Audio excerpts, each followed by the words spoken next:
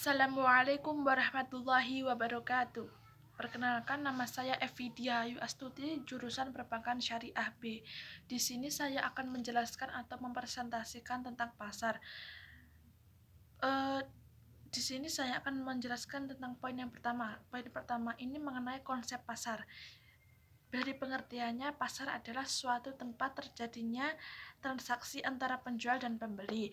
Pasar juga bertujuan untuk tempat tukar-menukar barang atau jasa, juga bisa tempat berkumpulnya sekelompok orang, dan juga tempat terjadinya transaksi antara penjual dan pembeli.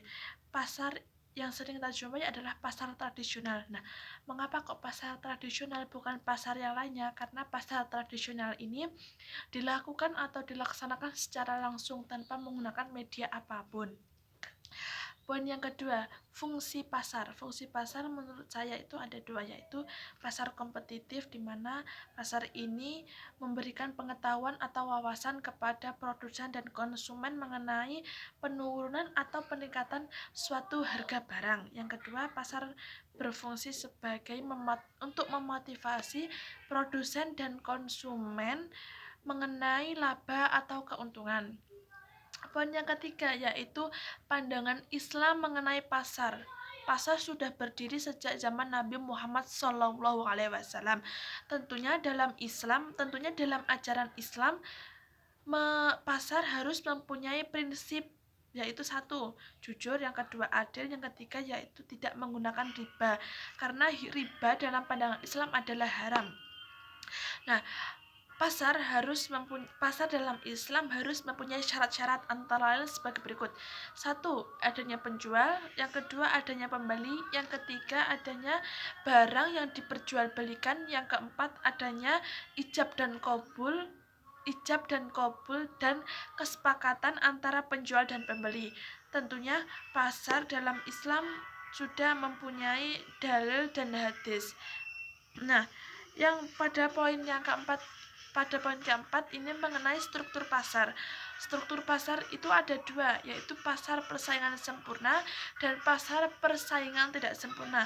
Pasar yang kita bahas yang pertama dulu, pasar yang persaingan sempurna. Pasar persaingan sempurna ini mempunyai arti struktur pasar yang paling ideal. Struktur pasar yang paling ideal karena struktur pasar ini akan dapat menjamin berlangsungnya aktivitas produksi dengan efisiensi yang tinggi. Pasar persaingan sempurna adalah struktur pasar yang ideal. Nah, dikarenakan ideal karena sistem pasar ini dianggap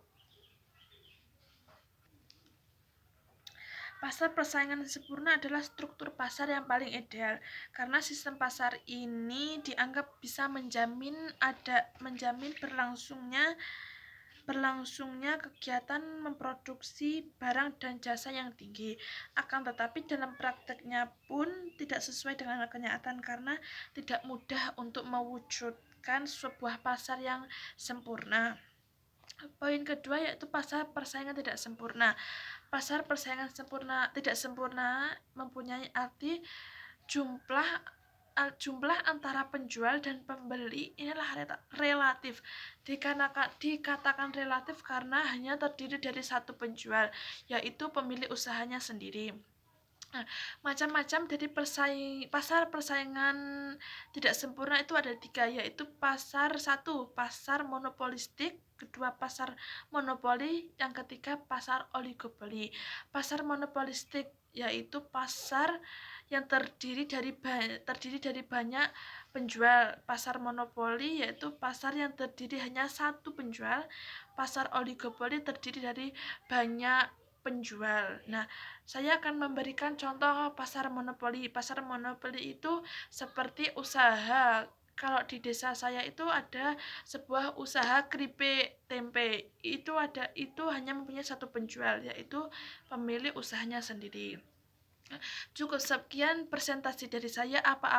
Apabila ada kurang dan lebihnya saya mohon maaf. Akhirul kalam, wallahumma